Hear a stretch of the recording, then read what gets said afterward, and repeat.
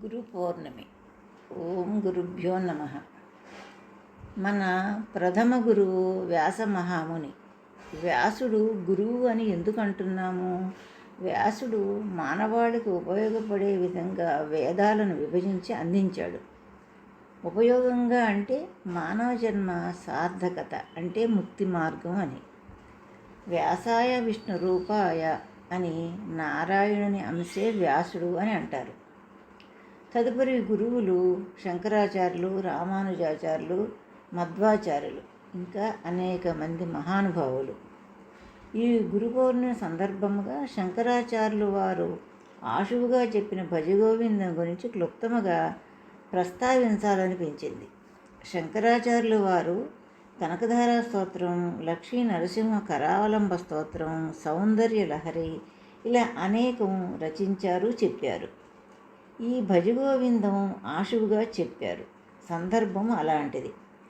4 రహదారులు కలిసిన కూడలిలో పైగా అక్కడ ఒక గుడి కూడా ఉన్నదని కొందరంటారు. ఏ ప్రచార సాధనాలు లేని కాలంలో ఒక వృద్ధ బ్రాహ్మణుడు నిలబడి తన శక్తి కొలది డుక్రుంకరణే అని వల్ల వేస్తున్నాడట. అంటే నేను వ్యాకరణం నేర్పుతాను, నేర్చుకునే ఇంట్రెస్ట్ ఉన్నవాళ్ళు నా దగ్గర నేర్చుకోవచ్చు అని. నేర్పితే కొంత ఆదాయం వస్తుందని అతని ఆశ.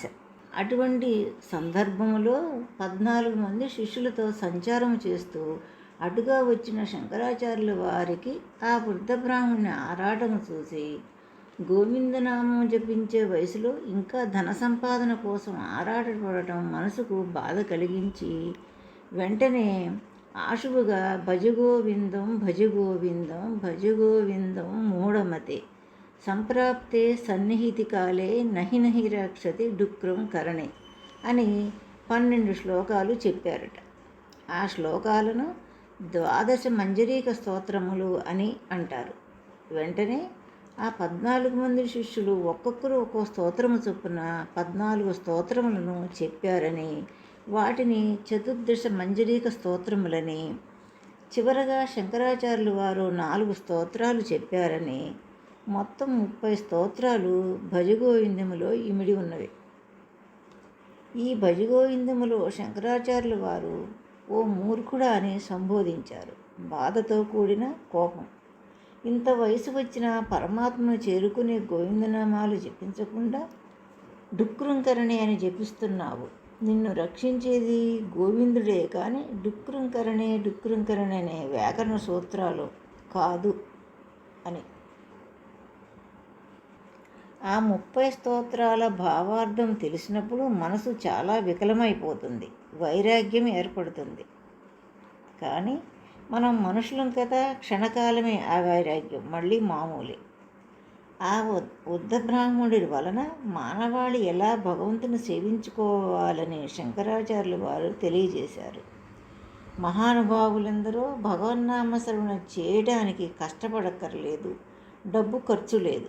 మనస్సు పెట్టి భగవంతుడిని స్మరిస్తే ఆ రిజల్టే వేరు.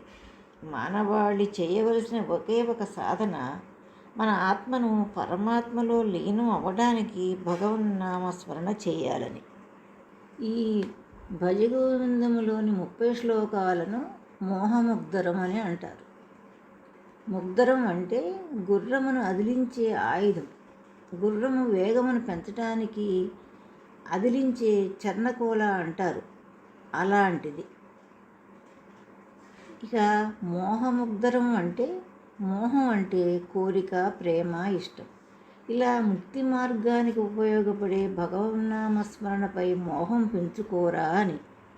బ్రాహ్మణుని నెపంగా పెట్టుకుని మానవాళిని భగవత్ సాక్షాత్కారం పొందుటకు ఆరాటం, ఆతృత కలిగేటట్లు గుర్రము స్పీడు పెరుగుటకు ఉపయోగించే ముద్రంలాగా భజగోవిందం మూఢమతే అని శ్లోకాలు చెప్పారు. ముగ్ధరంతో అదిలించితే గుర్రం స్పీడుగా వెళుతున్నట్లు ఈ భజగోవిందం అనే ముగ్ధరమును చదివి భగవన్నామస్మరణ ఎక్కువగా చేద్దామని మనస్ఫూర్తిగా కోరుకుందాం. గు అంటే అజ్ఞానం, చీకటి అని అర్థం. రు అంటే వెలుగు, జ్ఞానం అని. అజ్ఞానం అనే చీకటిని పారద్రోలి జ్ఞానం అనే వెలుగును ప్రసాదించేవాడే గురువు అని. ఈ భజగోవిందములోని 30 స్తోత్రాలు చదివి వాటి భావార్థం గ్రహించిన ప్రతి మానవుని మనసు ఆధ్యాత్మిక వైపు పరుగులెడుతుంది. శంకరుల గురుపాద పద్మములకు శిరస్సు వంచి నమస్కరిస్తూ ఓం గురుభ్యో నమః.